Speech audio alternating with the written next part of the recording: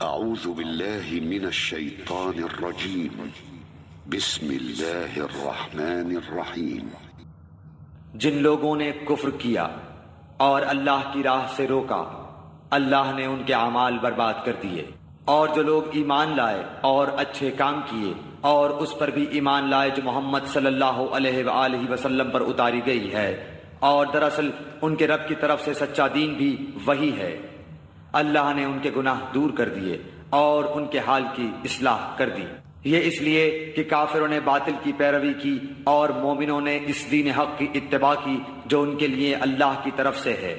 اللہ تعالیٰ لوگوں کو ان کے احوال اسی طرح بتاتا ہے۔ تو جب کافروں سے تمہاری مٹ بھیڑ ہو تو گردنوں پر وار مارو، جب ان کو اچھی طرح کچل ڈالو تو اب خوب مضبوط قید و بند سے گرفتار کرو، پھر اختیار ہے کہ خواہ احسان رکھ کر چھوڑ دو یا فدیہ لے کر تا وقتے کے لڑائی اپنے ہتھیار رکھ دے، یہی حکم ہے۔ اور اگر اللہ چاہتا تو خود ہی ان سے بدلہ لے لیتا، لیکن اس کا منشا یہ ہے کہ تم میں سے ایک کا امتحان دوسرے کے ذریعے سے لے لے۔ جو لوگ اللہ کی راہ میں شہید کر دیے جاتے ہیں، اللہ ان کے اعمال ہرگز ضائع نہ کرے گا، انہیں راہ دکھائے گا اور ان کے حالات کی اصلاح کر دے گا، اور انہیں اس جنت میں لے جائے گا جس سے انہیں شناسا کر دیا ہے۔ اے ایمان والو، اگر تم اللہ کے دین کی مدد کرو گے تو وہ تمہاری مدد کرے گا اور تمہیں ثابت قدم رکھے گا، اور جو لوگ کافر ہوئے انہیں ہلاکی ہو، اللہ ان کے اعمال غارت کر دے گا، یہ اس لیے کہ وہ اللہ کی نازل کردہ چیز سے ناخوش ہوئے، پس اللہ تعالیٰ نے بھی ان کے اعمال ضائع کر دیے۔ کیا ان لوگوں نے زمین میں چل پھر کر اس کا معائنہ نہیں کیا کہ ان سے پہلے کے لوگوں کا نتیجہ کیا ہوا؟ اللہ نے انہیں ہلاک کر دیا، اور کافروں کے لیے اسی طرح کی سزائیں ہیں۔ وہ اس لیے کہ ایمان والوں کا کارساز خود اللہ تعالیٰ ہے، اور اس لیے کہ کافروں کا کوئی کارساز نہیں۔ جو لوگ ایمان لائے اور انہوں نے نیک اعمال کیے، انہیں اللہ تعالیٰ یقیناً ایسے باغوں میں داخل کرے گا جن کے نیچے نہریں جاری ہیں، اور جو لوگ کافر ہوئے وہ دنیا ہی کا فائدہ اٹھا رہے ہیں اور مثل چوپایوں کے کھا رہے ہیں، ان کا اصل ٹھکانہ جہنم ہے۔ ہم نے کتنی بستیوں کو جو طاقت میں تیری اس بستی سے زیادہ تھی جس سے تجھے نکالا، ہم نے انہیں ہلاک کر دیا ہے، جن کا مددگار کوئی نہ اٹھا۔ کیا پس وہ شخص جو اپنے پروردگار کی طرف سے دلیل پر ہو اس شخص جیسا ہو سکتا ہے جس کے لیے اس کا برا کام مزین کر دیا گیا ہو اور وہ اپنی نفسانی خواہشوں کا پیرو ہو؟ اس جنت کی صفت جس کا پرہیزگاروں سے وعدہ کیا گیا ہے یہ ہے کہ اس میں پانی کی نہریں ہیں جو بدبو کرنے والا نہیں، اور دودھ کی نہریں ہیں جن کا مزہ نہیں بدلا، اور شراب کی نہریں ہیں جن میں پینے والوں کے لیے بڑی لذت ہے، اور نہریں ہیں شہد کی جو بہت صاف ہیں، اور ان کے لیے وہاں ہر قسم کے میوے، اور ان کے رب کی طرف سے مغفرت ہے۔ کیا یہ مثل اس کے ہیں جو ہمیشہ آگ میں رہنے والا ہے، اور جنہیں گرم کھولتا ہوا پانی پلایا جائے گا جو ان کی آنتوں کو ٹکڑے ٹکڑے کر دے گا؟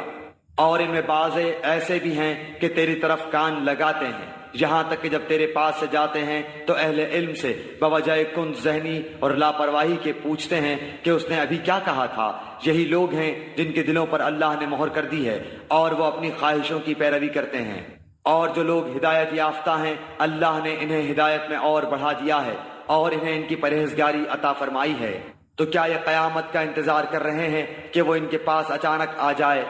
یقیناً اس کی علامتیں تو آ چکی ہیں، پھر جب کہ ان کے پاس قیامت آ جائے انہیں نصیحت کرنا کہاں ہوگا؟ سو اے نبی، آپ یقین کر لیں کہ اللہ کے سوا کوئی معبود نہیں، اور اپنے گناہوں کی بخشش مانگا کریں، اور مومن مردوں اور مومن عورتوں کے حق میں بھی اللہ تم لوگوں کی آمد و رفت کی اور رہنے سہنے کی جگہ کو خوب جانتا ہے۔ اور جو لوگ ایمان لائے وہ کہتے ہیں کہ کوئی صورت کیوں نازل نہیں کی گئی، پھر جب کوئی صاف مطلب والی صورت نازل کی جاتی ہے اور اس میں قتال کا ذکر کیا جاتا ہے تو آپ دیکھتے ہیں کہ جن لوگوں کے دلوں میں بیماری ہے وہ آپ کی طرف اس طرح دیکھتے ہیں جیسے اس شخص کی نظر ہوتی ہے جس پر موت کی بے ہوشی طاری ہو۔ پس بہت بہتر تھا ان کے لیے فرمان کا بجا لانا اور اچھی بات کا کہنا، پھر جب کام مقرر ہو جائے تو اگر اللہ کے ساتھ سچے رہیں تو ان کے لیے بہتری ہے۔ اور تم سے یہ بھی بعید نہیں کہ اگر تم کو حکومت مل جائے تو تم زمین میں فساد برپا کر دو اور رشتے ناطے توڑ ڈالو۔ یہی وہ لوگ ہیں جن پر اللہ کی پھٹکار ہے اور جن کی سماعت اور آنکھوں کی روشنی چھین لی ہے۔ کیا یہ قرآن میں غور و فکر نہیں کرتے یا ان کے دلوں پر ان کے تالے لگ گئے ہیں؟ جو لوگ اپنی پیٹھ کے بل الٹے پھر گئے اس کے بعد کہ ان کے لیے ہدایت واضح ہو چکی، یقیناً شیطان نے ان کے لیے ان کے فعل کو مزین کر دیا ہے اور انہیں ڈھیل دے رکھی ہے، یہ اس لیے کہ انہوں نے ان لوگوں سے جنہوں نے اللہ کی نازل کردہ وحی کو برا سمجھا یہ کہا کہ ہم بھی عنقریب بعض کاموں میں تمہارا کہا مانیں گے، اور اللہ ان کی پوشیدہ باتیں خوب جانتا ہے۔ پس ان کی کیسی درگت ہوگی جبکہ فرشتے ان کی روح قبض کرتے ہوئے ان کے چہروں اور ان کے سرینوں پر ماریں گے، یہ اس بنا پر کہ یہ وہ راہ چلے جس سے انہوں نے اللہ کو ناراض کر دیا اور انہوں نے اس کی رضامندی کو برا جانا، تو اللہ نے ان کے اعمال اکارت کر دیے۔ کیا ان لوگوں نے جن کے دلوں میں یہ بیماری ہے یہ سمجھ رکھا ہے کہ اللہ ان کے کینوں کو ظاہر ہی نہ کرے گا؟ اور اگر ہم چاہتے تو ان سب کو تجھے دکھا دیتے، پس تو انہیں ان کے چہرے سے ہی پہچان لیتا، اور یقیناً تو انہیں ان کی بات کے ڈھب سے پہچان لے گا۔ تمہارے سب کام اللہ کو معلوم ہیں، یقیناً ہم تمہارا امتحان کریں گے تاکہ تم میں سے جہاد کرنے والوں اور صبر کرنے والوں کو ظاہر کر دیں، اور ہم تمہاری حالتوں کی بھی جانچ کر لیں۔ یقیناً جن لوگوں نے کفر کیا اور اللہ کی راہ سے لوگوں کو روکا اور رسول کی مخالفت کی اس کے بعد کہ ان کے لیے ہدایت ظاہر ہو چکی، یہ ہرگز اللہ کا کچھ نقصان نہ کریں گے، ان قریب ان کے اعمال وہ غارت کر دے گا۔ اے ایمان والو، اللہ کی اطاعت کرو اور رسول کا کہا مانو اور اپنے اعمال کو غارت نہ کرو۔ جن لوگوں نے کفر کیا اور اللہ کی راہ سے اوروں کو روکا پھر کفر کی حالت میں ہی مر گئے، یقین کر لو کہ اللہ انہیں ہرگز نہ بخشے گا۔ پس